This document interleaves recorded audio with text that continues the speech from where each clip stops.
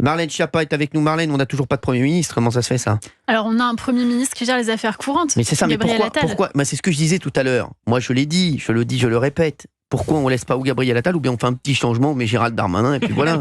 Mais c'est vrai. Vous prêchez une convaincue, mais moi ce que je vous propose c'est qu'on choisisse. Vous et moi un Premier ministre, changeons la Constitution, article 282. Non mais les Français en ont marre, ils veulent un Premier ministre. Là, mais je sais pas, en fait, je me posais la question, Cyril, honnêtement, j'en parlais avec des gens avant de venir, je me disais, est-ce que vraiment les Français en ont marre et ont passé l'été à se dire j'ai hâte d'avoir un Premier ministre ? En vrai non, on se disait, est-ce qu'ils sont passés on se disait non, on a passé l'été à se dire est-ce que Léon Marchand va avoir une médaille ? Donc je vais vous dire, on s'est pas dit, c'est vrai que le Premier ministre, en vrai, je viens de dire les Français. On veut un Premier ministre, mais je crois qu'ils s'en fichent totalement, en fait. Parce que, je vais vous dire, il se passe un truc qui est très grave, c'est que les Français se disent, de toutes les façons, ça ne changera rien. Donc, et puis au-delà de ça, il y a la période de l'été. Moi, quand j'ai été nommée au gouvernement la première fois, Édouard Philippe, qui était mon Premier ministre à l'époque, m'avait dit, il y a 2 moments dans l'année où les gens ne veulent pas voir nos gueules, pardon pour l'expression, c'est Noël, la période des vacances de Noël, et l'été. Les Français n'ont pas envie de voir et d'entendre des responsables politiques pendant leurs vacances d'été ou pendant la trêve de Noël. C'est un peu une période où on est, j'ai envie de dire, quasiment plus serein en fait dans les débats. Il y a eu les JO, une espèce d'union, personne pour polémiquer. Voilà, c'est un petit moment agréable. Est-ce que finalement il n'y a pas une détestation de la politique à ce point-là ? Et si on vous rappelle à Marlène Schiappa pour un gouvernement d'unité, voilà, le prochain Premier ministre vous appelle et vous dit voilà, fini, terminé. J'ai déjà donné. Quoi, rideau Non, pas rideau, je reviendrai peut-être un jour, mais là, non, là, j'ai d'autres activités à regarder, ça me permet d'être avec vous cet après-midi, je rentre de beaucoup de vacances, j'étais en Corse, en Sicile, je vous raconte un peu ma vie, c'était pas la question, mais c'est ma réponse. Mais c'est important. C'est important pour les auditeurs d'Europe 1 de connaître la vie de Marlène Schiappa. Absolument. Voilà, vous saurez que Marlène Schiappa est partie en Corse. Et en Sicile. Non, mais c'est agréable aussi de pouvoir prendre des vacances. En fait, on se moque un peu des politiques, mais quand vous êtes au gouvernement, vous prenez à peine de vacances. Et il y a cette espèce de volonté des citoyens de vous voir quasiment souffrir. C'est quasiment une faute professionnelle, c'est péché si vous avez l'air très heureux de vous amuser, de kiffer, de partir en vacances. Voilà, vous devez tout le temps un peu faire la gueule. D'ailleurs, vous avez bien meilleure mine depuis que vous n'êtes plus ministre. Je le confirme. Mais quelqu'un m'a dit il n'y a pas longtemps, t'es vachement sympa depuis que t'es plus au gouvernement. Je dors, je pars en week-end, j'ai le temps de voir mes amis. Enfin oui, on est tous globalement plus sympas quand on a le temps de dormir et qu'on n'est pas harcelé par des critiques tout au long de la journée ou par du militantisme qui devient parfois un peu du cyberharcèlement aussi. Alors justement, on a des auditeurs qui veulent revenir sur le... On marche sur la tête à eux, ils ont choisi des sujets, on a pas mal d'auditeurs en ligne. On va en prendre un premier, je crois que c'est Valérie qui est avec nous. Bonjour Valérie. Très beau prénom. Bonjour. Bonjour Valérie, merci d'être avec nous. Merci à vous de me recevoir. Vous voulez nous parler de votre On marche sur la tête, vous habitez où vous ? J'habite au Raincy. Raincy, je connais très bien, 93. Exactement. J'ai sévi là-bas. Je ne cache pas que je suis très très connu sur le Raincy. Un jour, il faudra faire un guide. Ouais, franchement, sur le Raincy, j'ai eu un très franc succès sur le Raincy. C'est vrai. Vous faites quoi dans la vie ? Je suis assistante juridique. Ah, je vais peut-être avoir besoin de vous, je compte faire un procès à Gilles Verdez.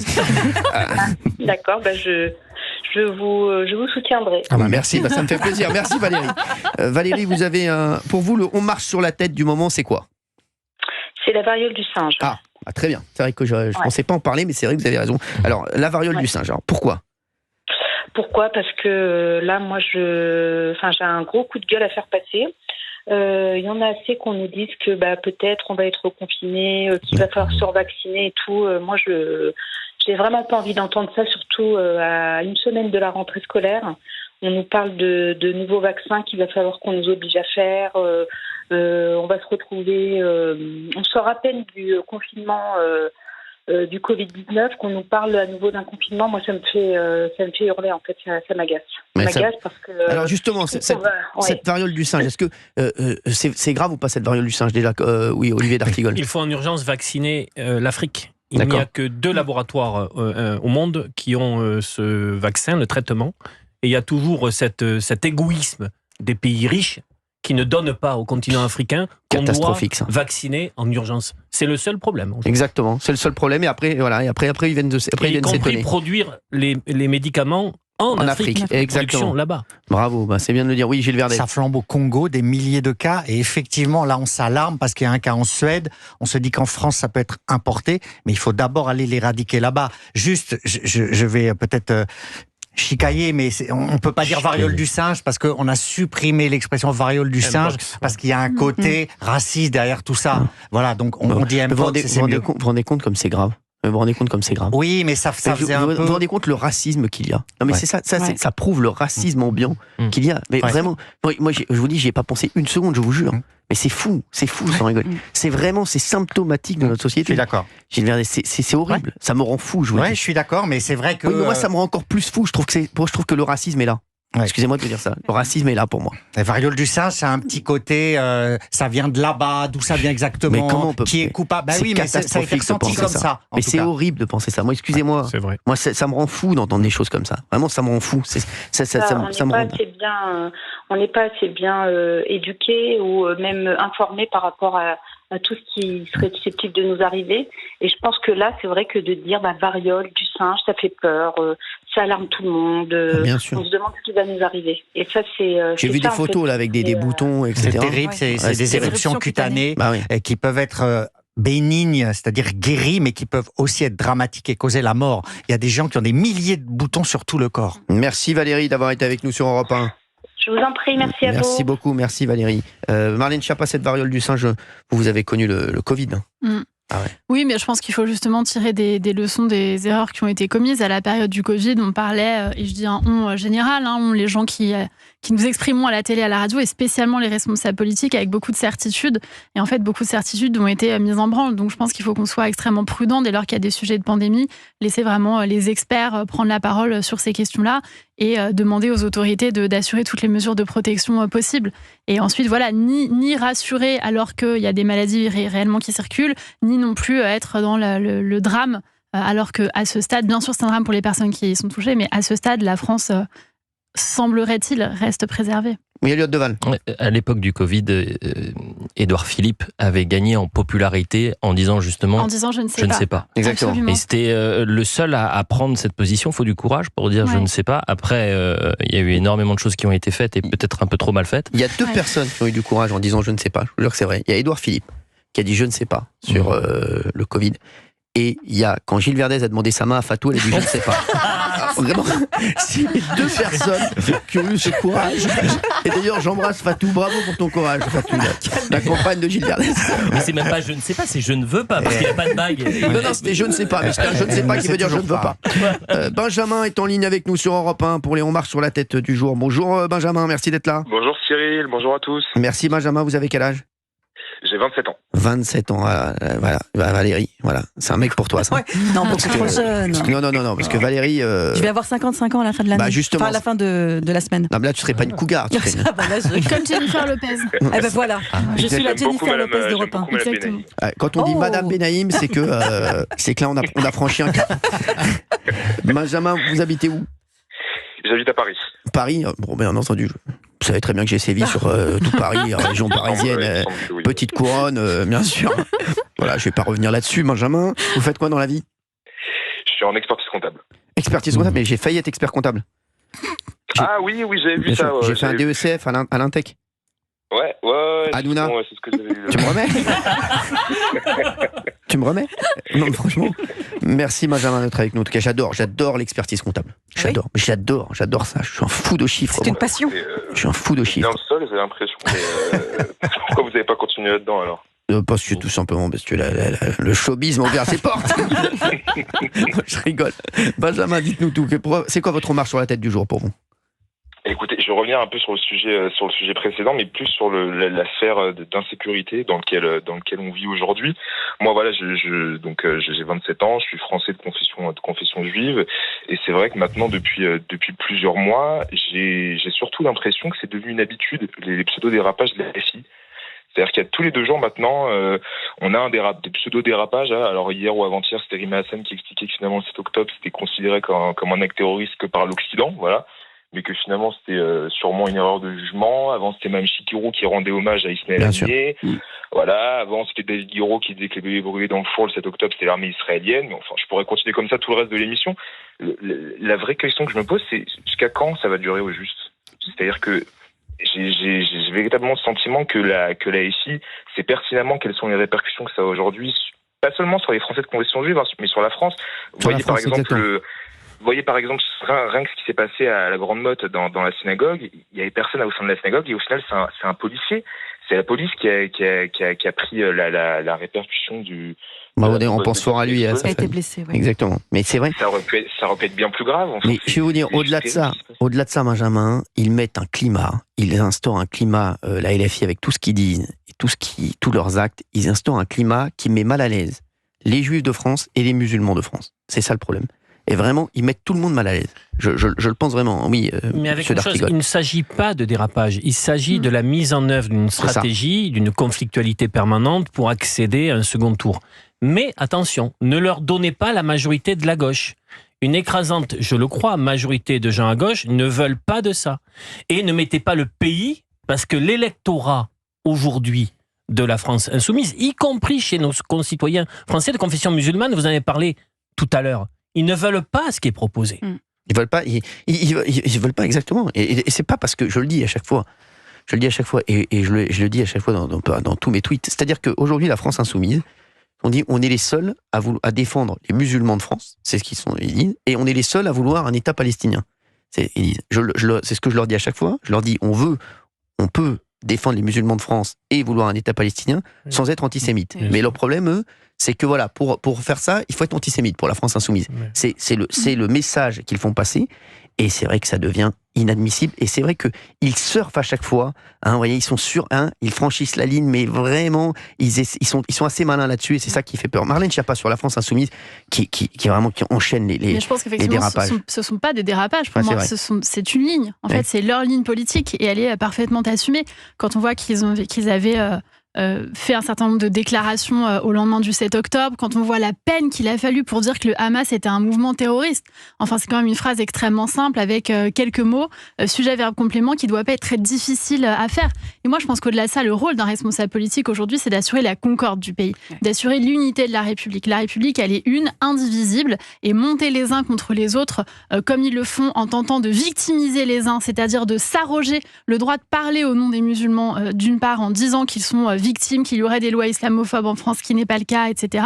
Et d'autre part, bien sûr, d'être dans une agressivité vis-à-vis des Juifs de façon générale et de camoufler l'antisémitisme ou l'antisionisme, c'est extrêmement problématique parce que c'est ça qui divise le pays finalement. Les actes antisémites ont augmenté de 200%. Depuis le début de l'année. Oui, Gilles Verdez, après j'aurais J'ai une question pour Marlène à ce sujet. Marlène Schiappa sur Europe 1. Marlène Schiappa, absolument. Marlène Schiappa, j'ai une question pour vous, Marlène Schiappa sur Europe 1. Vous dites que c'est une stratégie, mais cette stratégie, elle fonctionne. C'est une ligne politique, ils vont draguer le vote musulman et les jeunes musulmans se tournent vers LFI parce qu'ils ont l'impression que seul LFI les écoute. Donc pourquoi changer puisque cette stratégie fonctionne ? Vous avez raison, le communautarisme, c'est une stratégie qui fonctionne aussi. La communautarisation, la victimisation, c'est aussi une stratégie qui fonctionne. Et c'est pas parce que la stratégie fonctionne qu'il faut l'appliquer. Quand on est responsable politique, je crois qu'on n'est pas obligé de faire que de la démagogie et qu'on peut aussi avoir un peu de prise de hauteur. Vous disiez que toute la gauche n'est pas sur cette ligne. Peut-être, mais alors il faudrait peut-être passer des mots aux actes, parce que moi j'ai entendu assez peu de partenaires du NFP condamner les propos, par exemple, de Rima Hassan, ou sa présence qui pose quand même beaucoup de questions en Jordanie pendant cet été. C'est ce qu'on disait à Léon Desfontaines il y a un instant sur Europe 1, quand on l'a eu au téléphone, Léon Desfontaines du Parti communiste. Elliot Deval de CNews et de l'ensemble de la galaxie du PAF. Ouais. On parle beaucoup de la France insoumise, mais vu que vous êtes là, Marlène Schiappa, du côté de la Macronie, pendant l'entre-deux tours, certains ont préféré se désister pour faire barrage contre le Rassemblement national et taper indirectement dans la main de députés LFI qui sont désormais une nouvelle fois à l'Assemblée ou qui ont été réélus. Et ces mêmes députés Renaissance donc, qui se sont désistés pour faire barrage, aujourd'hui poussent des cris d'orfraie en disant il faut lutter contre la LFI et lutter contre l'antisémitisme. Donc est-ce que ces gens-là sont encore crédibles et est-ce que vous étiez plus sur cette ligne, Gabriel Attal, tout sauf le RN, quitte à mettre un bulletin LFI dans l'urne, ou alors vous étiez plus sur la ligne Darmanin, à savoir ni LFI ni RN? Non, mais c'est une question hyper intéressante et y compris qui nous met face à nos propres contradictions, c'est-à-dire la décision qu'on prend à un moment, parce que à ce moment-là, dans le contexte et selon les sondages, certains pensaient. Alors moi, j'étais pas candidate, je suis plus au gouvernement, j'étais pas candidate. Quelle ligne vous auriez fait quoi? Et ben moi, j'aurais eu beaucoup de mal à voter Louis Boyard, par exemple. Je serais pas allée mettre un bulletin Louis Boyard dans l'urne. J'aurais eu du mal à voter pour Raphaël, pardon, j'ai oublié son nom de famille, mais Arnaud, merci, qui est fiché S. Moi, j'ai été ministre au ministère de l'Intérieur. Je sais combien les services de renseignement, les policiers, les gendarmes, au péril de leur vie, mènent des actions extrêmement difficiles tous les jours pour maintenir la sécurité sécurité en France, j'aurais pas voté pour un candidat fiché S.